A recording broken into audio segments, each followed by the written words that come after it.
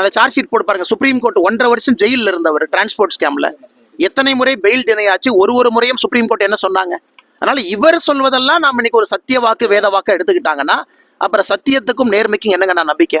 நான் சொல்வது முதலமைச்சர் சம்பந்தப்பட்டிருக்கிறாங்க. டாஸ்மார்க் வழக்குல முதல் குற்றவாளியாக மு.க. Stalin, M.K. Stalin accused number 1 டாஸ்மாக்ல இருக்கணும். 2வது குற்றவாளி தான் செந்தில் பாலாஜி. ஏன்னா பாலிசியை டிசைன் பண்ணி கூட ஒரு அமைச்சரை வச்சுக்கிட்டு கண்ணை மூடிட்டு இருந்தாங்க அப்படின்னா முதலமைச்சரும் பொறுப்பு தானே. என்னை பொறுத்தவரை இந்த கேஸ்ல அக்யூஸ் நம்பர் 1 முதலமைச்சராக இருக்க வேண்டும். ஏன்னா அரவிந்த் கெஜ்ரிவால் அக்யூஸ் நம்பர் 1 இருந்திருக்கிறாங்க. தமிழ்நாட்டிலும் இடி தன்னுடைய முழு அறிக்கையை தாக்கல் செய்து முடிக்கும் பொழுது முதலமைச்சர் அக்யூஸ் நம்பர் 1 இருப்பார் என்பது என்னுடைய ஆணித்தரமான நம்பிக்கை.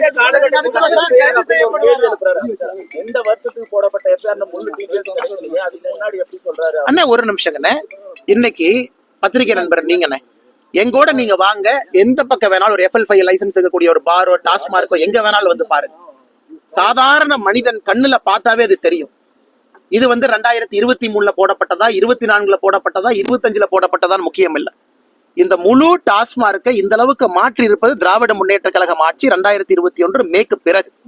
அதான் இடி அறிக்கையில மிக தெளிவாக சொல்லியிருக்கின்றார்கள். 3 கேட்டகரி FIR கம்பைன் பண்ணி ECIR போட்டிருக்கோம் அப்படின்னு. ஏன் குற்றம் சாட்டப்பட்ட பிறகு இவங்களுக்கு கொடுக்கத்தானே போறாங்க. செந்தில் பாலாஜி அக்யூஸ்ட் ஆன பின்னாடி இடி காப்பி கொடுக்கத்தானே போகுது.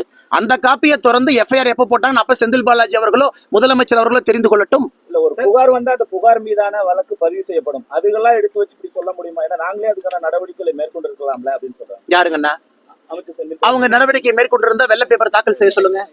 ஒருவேளை அமைச்சர் சொல்வது போல, அன்பு சகோதரர் அண்ணன் நீங்க சொல்றது போல அமைச்சர் பண்ணியிருந்தா வெள்ளை பேப்பர் தாக்கல் பண்ணட்டும். டாஸ்மாக்ல இவ்வளவு புகார் வந்திருக்கு, இவ்வளவு நடவடிக்கை எடுத்திருக்கோம், இவ்வளவு பேர்த்த சஸ்பெண்ட் பண்ணிருக்கோம், இவ்வளவு ஆக்ஷன் எடுத்திருக்கோம். இன்னைக்கு முக்கிய புகாரே நீங்க டாஸ்மார்க் ஒரு லீகல் ரூட்னா இல்லீகல் ரூட்ல 40% மேல சரக்கு வைக்கிறீங்க. அதுல வரக்கூடிய பணத்துல தான் நீங்க ஆட்சியை நடத்துறீங்கிறதா நம்முடைய குற்றச்சாட்டு. இல்லை என்று சொன்னால் வெள்ளை அறிக்கை தாக்கல் செய்யுங்கன்னு. 48% ஐயா வந்துடுறாங்க ஐயா. 48% டாஸ்மாக் வளர்ச்சிங்க. நான் திமுக வந்த பிறகு 33,000 கோடியிலிருந்து 52,000 கோடி.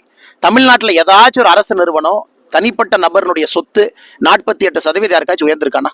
முதலமைச்சர் கைது செய்யப்பட வாய்ப்பு இருக்கா? எனக்கு தெரியாதுங்கண்ணா. என்னை பொறுத்தவரை முதலமைச்சர் இதுல குற்றவாளிங்கண்ணா.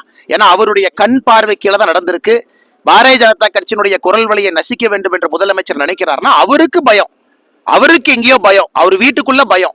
அதைத்தான் நான் சொல்லுவாங்கன்னா, அதிகாரப்பூர்வமாக நான் சொல்ல முடியாது. என்னோட யூகம் இது. முதலமைச்சருடைய நடவடிக்கை பிஹேவியர் ருப்பி சிம்பல்ல இருந்து எதற்காக இத்தனை ஆரம்பிக்கணும்? எதற்காக கடந்த ஒரு மாத காலமாக பதட்டத்தில் இவ்வளவு வேலை செய்யறாரு? இவ்வளவு பயந்து போய் முதலமைச்சர் இருக்கணும். அதை பார்க்கும் பொழுது தெல்ல தெளிவாக தெரிகிறது முதலமைச்சருக்கு இதுல நேரடி சம்பந்தம் இருக்கு.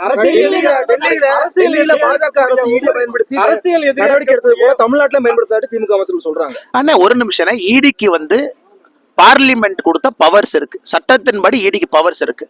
இந்தியால எங்க வேணாலும் ஆபரேட் பண்ணலாம். they have law behind themselves. கணக்கு அவங்களுக்கு சட்டம் இருக்கு. அதை தடுப்பதற்கு இவங்களுக்கு என்ன ரைட் இருக்கு? அப்ப அதே நான் டிவிஎஸ்சி சொல்லாமே.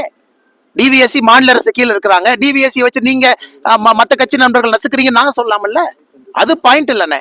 அவங்க நடவடிக்கை எடுக்கிறாங்க, கோர்ட்டுக்கு போங்க, அரெஸ்ட் பண்ணா பெயிலுக்கு போங்க, ஜாமீனுக்கு போங்க.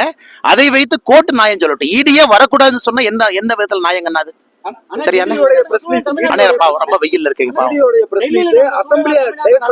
அண்ணா. எனக்கு அதை பத்தி தெரியாதுங்கண்ணா. டெல்லியை விட மோசமான சூழல் தமிழ்நாட்டில் இருக்குன்னு நான் சொல்றேன்.